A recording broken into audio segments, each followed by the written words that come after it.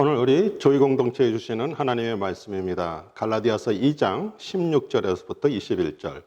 사람이 의롭게 되는 것은 율법의 행위에서 난 것이 아니요 오직 예수 그리스도를 믿음으로 말미암는 줄 아는 거로 우리도 그리스도 예수를 믿나니 이는 우리가 율법의 행위에서가 아니고 그리스도를 믿음으로써 의롭다함을 얻으려 함이라.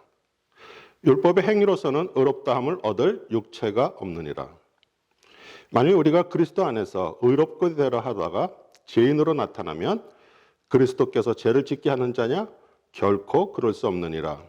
만일 내가 헐었던 것을 다시 세우면 내가 나를 범법한 자로 만드는 것이라. 내가 율법으로 말미암아 율법을 향하여 죽었나니 이는 하나님을 향하여 살려 함이니라. 내가 그리스도와 함께 십자가에 못 박혔나니 그런즉 이제는 내가 산 것이 아니요 오직 내 안에 그리스도께서 사신 것이라. 이제 내가 육체 가운데 사는 것은 나를 사랑하사 나를 위하여 자기 몸을 버리신 하나님의 아들을 믿는 믿음 안에서 사는 것이라. 내가 하나님의 은혜를 패하지 아니하노니 만일 의롭게 되는 것이 율법으로 말미암으면 그리스도께서 헛되이 죽으셨느니라. 아멘. 저는 오늘 본문 말씀 가지고 율법인가 은혜인가 라는 말씀으로 증거하겠습니다. 제가 사랑하는 아내와 데이트할 때 그 멋진 레스토랑에서 그 와인을 곁들여 식사했던 것을 추억하며 결혼 기념일 마켓에 가서 와인을 하나 샀습니다. 계산대에 꽃과 케이크와 그 와인을 올려놓고 기다리는데 옆 라인에 같은 교회 집사님이 계산대에 서 있는 것을 보는 순간 슬그머니 그 와인을 치웠습니다. 오늘 말씀 바로 전에 11절부터 15절까지는 베드로 사도가 안디옥에 와서 그 이방인들과 같이 식사를 하다가 그 예루살렘에서 야고보가 보낸 그 할례자들이 들어오자 슬그머니 자리에서 벗어난 것을 우리 바울이 책망한 내용입니다. 우리가 그리스도 안에서 정말 그 의롭게 살아가다가 우리가 죄인으로 남에게 보여지면 그리스도께서 마치 우리를 죄를 짓게 만드는 자냐고 17절에 말하고 있습니다. 사실 와인 마시고요, 뭐 술 마시는 거 죄가 아닙니다. 그런데 그것이 과해서 자신을 통제하지 못하고 그 술의 노예가 되는 것이 죄입니다. 이 사도 바울은 그리스도를 믿음에도 불구하고 그 죄 아래 있음을 인정하고 그 율법의 노예가 되지 않고 그리스도의 은혜 안에 살기를 강조하면서 무엇이 율법이고요, 또 무엇이 은혜인지를 오늘 말씀을 통해서 설명하고 있습니다. 만약 우리 법으로 지금 세상이 통치되지 않는다면 미국 같은 경우는 정말 총탄이 어디서 날라올지 몰라서 한 발짝도 집 밖으로 나갈 수 없습니다. 하나님께서 우리에게 그 법을 주신 것은 죄가 무엇인지 알게 하시려고 주셨습니다. 저는 오늘 이 말씀을 통해서 우리가 어렴풋이 알고 있는 그 율법과 그리스도의 은혜에 대해서 우리 성도님들이 정확하게 알기를 소원합니다. 하나님은 구원받은 그 하나님의 자녀들이 그리스도를 통해서 주신 그 은혜와 자유 안에서 정말 기쁘게 살아가기를 간절히 원하심을 믿으시기 바랍니다. 오늘 16절에 사람이 의롭게 되는 것은 그 율법의 행위에서 난 것이 아니요 오직 예수 그리스도를 믿음으로 말미암는 줄 아는 거로 우리도 그리스도 그 예수를 믿나니 이는 우리가 그 율법의 행위에서가 아니고 그 그리스도를 믿음으로써 그 의롭다함을 얻으려 함이라. 그 율법의 행위로서는 의롭다함을 얻을 육체가 없느니라. 우리는 그 사람은 법 없어도 참 살 사람이야 이런 말을 가끔 듣습니다. 세상 법은 물론요, 그 자신의 그 양심의 법이 돼서 철저하게 겉으로 지키고 살아가는 사람들을 말합니다. 우리 구약시대 그 하나님께서 모세에게 주신 그 십계명이 지금 세상 나라를 정말 백성을 통치하기 위해서 만든 모든 법의 기초가 되었죠. 예수님 당시에도요, 율법을 철저히 지키는 그 바리새인 서기관들이 겉으로 제일 의로워 보였습니다. 오늘 우리에게 말씀을 전하는 이 사도 바울 역시 이 바리새인 출신으로 정말 둘째가 라면 서러울 정도로 율법을 철저하게 지켰습니다. 예수님은 이상하게도 안식일에 유대인들이 그렇게 금기시하는 일, 그 병을 고치는 일을 하셨습니다. 그리고 여호와 하나님을 자신의 아버지라고 말하는 그 예수님이 정말 바울이 생각하기엔 이단의 개수로 생각해서 그를 믿고 따르는 사람들을 잡아오게 쳐넣거나 죽이는 일에 앞장섰던 사람이었습니다. 이제 예루살렘에 있는 그 제사장들이 써준 그 공문을 가지고 다메섹에 살고 있는 그 그리스도로 개종한 그 유대인들을 잡으러 가는 길에서 우리 빛이신 그리스도를 만났고요. 그리스도의 사람으로 완전히 바뀌었습니다. 만일 우리 여기 앉아 계신 분들 중에도요, 그 하나님에 대한 열심이 정말 특심이 되어 그 자신만 의롭게 사는 것이 아니라 그 의로움의 그 잣대를 가지고 가족들, 성도들, 그 이웃을 판단한다면 아직 율법적인 신앙생활을 하시는 것입니다. 왜냐하면 율법은요, 우리는 겉으로 지킬 수 있고요, 또 다른 사람에게 의로워 보일 수 있습니다. 그러나 우리가 율법을 지킴으로 우리가 구원을 받는 것이 아니라 우리 사도 바울처럼 우리 모두에게 그 빛이신 그리스도를 개인적으로 만나야 구원을 받습니다. 이 화분을 분갈이 하는 것은 그 하초가 이제 점점 자라나서 그 작은 화분이 감당을 하기 어려워 큰 화분으로 옮기는 것입니다. 뱀이 그 껍질을 벗는 것은 그 몸이 자랐기 때문에 더 이상 그 껍질, 그 옷을 갈아입는 것이죠. 1년에 저희 교회 한 가 정도 차지하지 않는 그런 교회였습니다. 근데 한 달 사이에 3가정이 찾아오셨어요. 저는 여러분이 어떻게 신앙생활하며 살아왔는지 잘 모르지만 정말 화분갈이 하듯 하나님께서 때가 차서 성숙한 신앙으로 자랄 수 있도록 보내주셨다고 저는 생각합니다. 저는 오직 구원받을 수 있는 그 바른 길을 제시하고요, 사마리 여인처럼 그 빛이고 생수이신 주님을 만날 수 있도록 저는 소개하고 도와주는 역할을 하는 사람입니다. 우리 빛이신 그리스도를 만난 그 구원의 길은요, 성경 말씀에 제시되어 있습니다. 우리가 성경 말씀이 잘 읽어지며 쉬우면요, 누구다 그 구원의 길에 들어서기가 쉽습니다. 근데 그렇지 않기에 우리는 자꾸 교회 활동으로 대치합니다. 우리 미국 남편과 같이 평생 한국 교회에서 신앙생활 하시다가 남편이 돌아가신 후에 저희 교회에 오신 권사님이 저에게 하신 말씀입니다. 남편 근무지 옮겨가는 곳마다 한국 교회에서 열심히 출석하고요, 봉사하고요, 헌금 생활을 하니 가는 곳마다 목사님들이 아주 권사님 최고라고 말해서 자신이 진짜 신앙이 좋은 줄 알았다고 합니다. 그런데 성경 말씀을 통해서 그리스도와 동행하며 정말 겉으로 하는 그 교회 생활이 아니라 속마음이 변화된 그 신앙생활을 해야 함을 깨달았다고 말합니다. 그 율법의 행위에서가 아니고요, 그리스도를 믿음으로써 의롭다함을 얻으려 함이라. 그러면 어떻게 해야 교회 생활이 아니라 그리스도를 믿는 그런 신앙생활을 할 수 있을까요?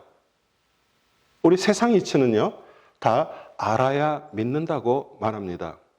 우리 성경 말씀을 알려고요, 오랜 세월 성경 공부한다고 믿음이 생기는 것이 아닙니다. 매달 저희 교회 첫 주일 성찬식에서 읽는 그 말씀 중 그 내 살을 먹고 내 피를 마시는 자는 내 안에 거하고 나도 그 안에 거하나니, 이 말씀을 육신으로 받은 제자들이 우리 예수님을 떠났습니다. 자기 살과 피를 주어 먹게 마시게 한다. 이 살과 피는 생명을 말합니다. 그리스도는 그 말씀이 육신을 입고 오신 분이고요, 그 말씀이신 그분을 먹고 마셔야 그 그리스도가 우리 안에 생성됨을 말하시는 것이죠. 우리 수많은 제자들이 떠나고 남아있는 그 12제자에게 너희도 떠나려 하느냐 이렇게 물어보실 때 우리 베드로의 대답입니다. 요한복음 6장 68절에서 69절. 시몬 베드로가 대답하여 주여 영생의 말씀이 주께 있사오니 우리가 누에게로 가오리이까. 우리가 주는 하나님의 거룩하신 줄 믿고 알았사나이다. 정말 중요합니다. 우리 베드로 사도가 믿고 알았다라고 말합니다. 우리 예수님이 십자가에서 나의 죄 문제를 해결해 주시고요. 죽으셨고요. 3일 후에 부활하셔서 그리스도가 되셨다는 것을 정말 그 마음에 믿어야 우리는 알게 되는 것입니다. 그 알다란 단어는 히브리어로 야다인데요. 부부가 한 몸이 돼서 서로를 안다는 뜻입니다. 그 마음에 믿는다는 말은 그리스도의 영, 그 성령님이 우리 안에 거하고 계시다는 것을 믿는 것인데, 여러분은 정말 주 안에 거하고요. 정말 그분과 동행하고 계십니까? 또 그리스도와 함께 거하기 위해서 잠시라도 시간을 드리고 있습니까? 우리는 사랑하는 사람이 생기면요, 그 사람과 같이 지내기 위해서 우리는 시간을 만듭니다. 우리 수많은 사람들이 입으로 하나님은 사랑이시다라고 말은 하지만 그 사랑하는 그리스도와 정말 얼마나 시간을 보내고 있습니까?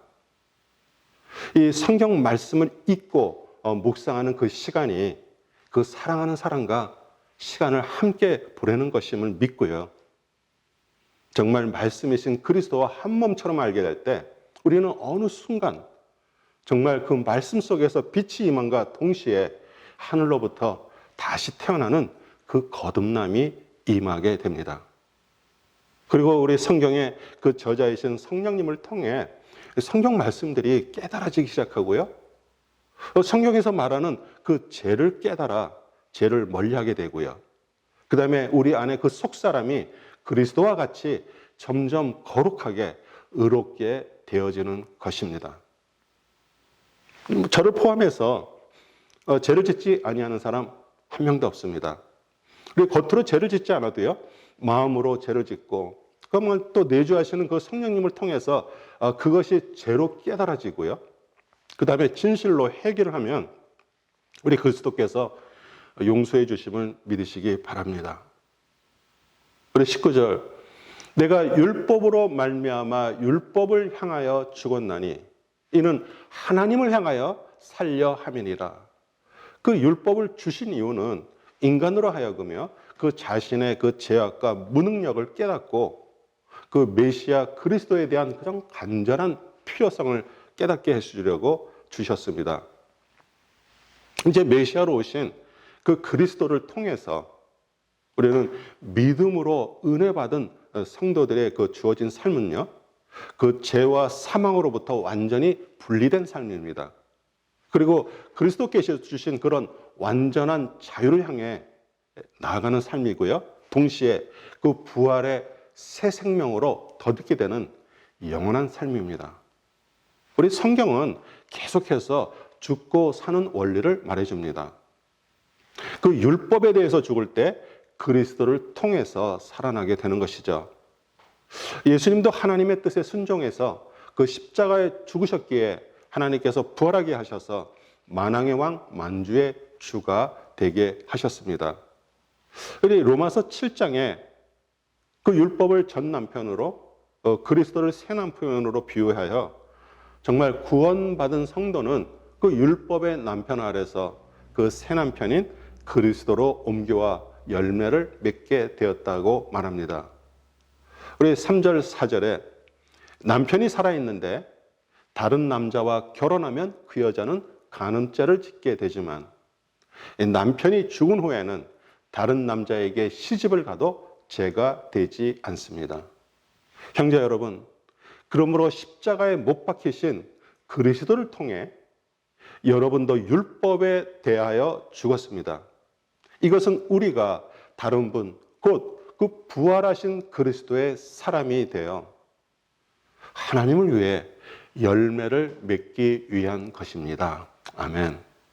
우리 믿음은 그냥 주어지는 것이 아니라 그 자신이 율법이라는 죄 아래 갇혀 있다는 사실을 깨닫고 그 자신의 의지를 들여 말씀인 그 그리스도를 붙잡아야 그때부터 생깁니다. 그리고 갈라디아 3장 22절, 23절은 그것을 말해주고 있습니다. 그러나 성경은 모든 것이 제 아래에 갇혀 있다고 말합니다. 그것은 약속하신 것을 예수 그리스도를 그걸 믿는 믿음에 근거하여 그 믿는 사람들에게 주시려고 한 것입니다. 믿음이 오기 전에는 우리는 그 율법의 감시를 받으면서 장차 올 믿음이 나타날 때까지 갇혀 있었습니다. 우리 갈라디아에서 지금 나는 율법 아래에 있는가? 정말 은혜 아래에 있는가? 그 대표적인 말씀이고요. 우리 성도님들이 정말 많이 암송하는 말씀입니다. 20절입니다.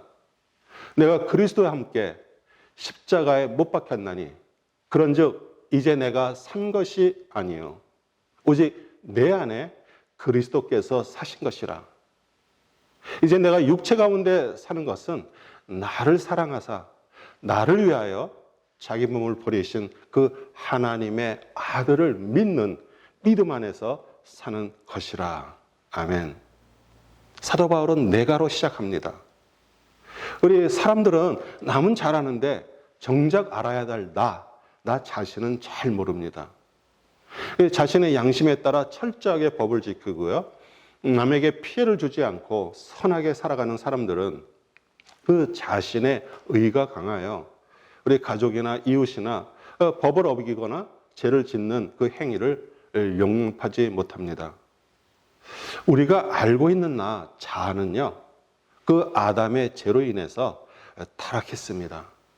그래서 사람들은요, 도덕적 양심에 따라 살거나 아니면 요가, 수양, 정진을 통해서 그 마음을 정화하고요, 겉으로 괜찮게 남들에게 좋은 사람이라는 이미지를 보이려고 노력합니다. 교회나 성당을 다니면서요, 우리 선한 일을 하거나 또 자선과 구제를 베풀어 남들에게 자신이 괜찮은 사람으로 보이게 합니다. 사도 바울은 고린도후서 5장 17절에 그런즉 누구든지 그리스도 안에 있으면 새로운 피조물이라. 이전 것은 지나갔으니 보라 새 것이 되었도다. 분명히 그 새 사람이 되었는데도 불구하고요, 그리스도를 만난 후에도요, 그 자신의 내적 상태가 어떠한지를 로마서 7장에서 정확하게 표현했습니다. 19절, 20절. 내가 원하는 바 선은 하지 아니하고 도리어 원치 아니하는 바 악을 행하는도다. 만일 내가 원치 아니하는 그것을 하면 이를 행하는 자가 내가 아니요 내 속에 거하는 죄니라. 우리는 구원받았어도요, 우리 안에 죄성은 그대로 남아 있습니다. 구원받기 전에 그 육적인 그 자아만 있었는데요, 그리스도를 통해서 영의 자아가 생겼습니다. 저는 두 개의 자아를 말하는 것이 아니라 그 자아의 양쪽 면을 말합니다. 그 원래 있었던 자아, 정말 자기중심적인 자아, 그 죄성과 그리스도를 통해서 생긴 그 타인중심적 그 영이 공존하기에 우리는 성화의 과정을 통해서 점점 그런 영적인 사람으로 변해가는 것입니다. 우리 모두 정말 성화의 과정을 가시기를 원하십니까? 정말 중요한 핵심의 말입니다. 그리스도와 함께 못 박혔다. 정말 그것을 우리는 고백하고요, 매일 죽어야 합니다. 그럼 무엇이 죽어야 할까요? 자신의 권리가 죽어야 합니다. 우리는 성령의 9가지 열매 말씀은 우리는 암송하며 잘 알고 있습니다. 그런데 그 다음 절, 갈라디아서 5장 24절, 그리스도 예수의 사람들은 육체와 함께 그 정과 욕심을 십자가에 못 박았느니라. 그 말씀은 별로 좋아하지 않습니다. 우리 자신의 권리가 십자가에서 못 박혀 죽으면요, 그리스도와 같이 부활한 새 생명의 사람으로 그리스도와 하나가 됩니다. 이제는 내가 산 것이 아니요, 우리 죽은 사람은 절대 반응하지 않습니다. 우리 살아가면서 부부싸움을 왜 합니까? 서로 자아가 죽지 못해서 싸웁니다. 예전에 어떤 우리 여자 집사님이 저에게 이렇게 물었습니다. 목사님, 왜 항상 나만 죽어야 돼요? 지금 여기 앉아 계신 분 중에도 속으로 똑같이 저에게 말하고 싶은 분이 있을 것입니다. 그 자신이 죽어야 한다는 것을 깨달은 자, 즉 자신의 권리가 그리스도께 옮겨진 사람이 먼저 죽으면요, 우리는 싸움도 그치고요, 이제 하나님의 역사로 점점 상대방이 변하게 됩니다. 이것이 성경에서 말하는 그 죽고 사는 원리입니다. 이제는 내가 산 것이 아니요 오직 내 안에 그리스도께서 사신 것이라. 우리 살다 보면요, 분명히 상대방이 실수를 하고 잘못을 저질렀습니다. 그러나 그 여러분 안에 그리스도가 사신다면 그 상대방이 여러분에게 용서를 구하든 구하지 않든 그 그리스도께 맡길 것이에요. 그 싸움은 하나님께 달려 있는데 우리들이 그것을 하려다가 우리는 그르치고요, 그 기회를 놓칩니다. 그런데 나는 십자가에서 죽었다고 고백하고 그 순간을 넘기는 그 연습을 하게 되면 우리 그리스도의 그 은혜가 우리 삶에 임하기 시작합니다. 율법은 한계가 있지만요, 은혜는 한계가 없습니다. 그래서 은혜는 율법을 능가합니다. 이제 은혜에 대해서 말합니다. 21절. 내가 하나님의 은혜를 패하지 아니하노니 만일 의롭게 되는 것이 율법으로 말미암으면 그리스도께서 헛되이 죽으셨느니라. 우리 사도 바울은 그 하나님의 은혜를 패하지 아니한다고 말하는데, 그럼 누가 하나님의 은혜를 패하려 합니까? 우리 갈라디아서를 쓴 목적은요, 그 갈라디아 지역에 있는 그 교회를 개척하면서 그 디아스포라 유대인들이나 이방인들에게 더 이상 우리는 율법 아래 있지 아니하고 오직 그리스도를 믿는 믿음으로 그 구원을 얻는다라고 선포하고요, 그리고 교회가 세워졌습니다. 그런데 이제 좀 시간이 오래 지나면서 그 유대주의 교사들이 순회하면서요, 그리스도 안에서 그 자유함을 얻은 그 갈라디아 교회 그 성도들을 그 율법의 속박 아래로 다시 그 끌고 가는 것을 막기 위해서 그 율법과 은혜를 설명하고 있습니다. 그 하나님의 은혜는요, 그리스도의 은혜를 말하고요, 그 거짓 교사들은 그 율법을 지킴을 강조하고요, 또 할례를 받아야 구원에 이른다고 잘못 가르쳤습니다. 그 율법을 통해서 구원을 받는다면 그리스도께서 오실 이유도 없었고요, 예수님께서 십자가에서 죽으실 필요가 없었습니다. 그 은혜가 은혜로 되려면요, 율법을 지키는 노력이 필요 없고요, 의인은 믿음으로 사는 것처럼 우리 그리스도를 믿는 것으로 우리는 구원을 받기에 우리에게 값없이 주어진 것이 은혜가 되는 것입니다. 우리 교회가요, 그 율법과 은혜를 정확하게 설명을 하지 못하는 이유는요, 아직 그 신약 교회가 그 율법적인 요소가 남아 있기 때문입니다. 한 가지만 설명드리면요, 11조입니다. 11조는 잘 아시는 것처럼 구약에 그 이스라엘 백성들이 성전에서 제사를 드리는 그 제사장직을 그 레위지파에서 택했고요, 그들에게는 그 땅 전답을 주지 않았습니다. 그래서 나머지 11지파가 자신들의 그 소득에서 10의 1을 떼어 그 레위 지파에게 주었습니다. 예수 그리스도께서 그 십자가의 그 대속을 통해서 그 율법의 속을 채우고 완성하셨기 때문에 더 이상 그 율법의 그 요소인 11조를 우리 신약교회 시대에는 드릴 필요가 없게 되었습니다. 교회가 그리스도의 그 은혜의 시대에 살고 있다고 말은 하면서도요, 그 11조가 폐지됐다는 것은 말하지 않습니다. 우리 교회는 성도들이 내는 그런 헌금으로 유지되기에 그 율법의 아직 그 유물인 그 11조를 강조합니다. 그런데 그것은요, 그리스도의 은혜를 믿지 않는 것입니다. 교회는 세상에 있는 회사처럼 돈으로 운영되는 것이 절대 아닙니다. 그리스도의 그 은혜로 운영되는 것입니다. 예수 그리스도는 정말 그 율법을 폐하러 오신 분이 아니라 완성하러 오셨고요, 그 겉으로 억지로 지키는 그 율법이 아니라 그 하나님의 그 은혜 자체이십니다. 사랑하는 성도 여러분, 정말 오늘 살아있다는 것이 은혜입니다. 정말 먹고 살 만큼 우리에게 그 베풀어 주신 것이 은혜입니다. 바른 진리의 말씀이 선포되는 공동체를 주신 것이 은혜입니다. 그 아름다운 가정을 주신 것이 은혜입니다. 그리스도를 정말 더욱 배울 수 있다는 것이 은혜입니다.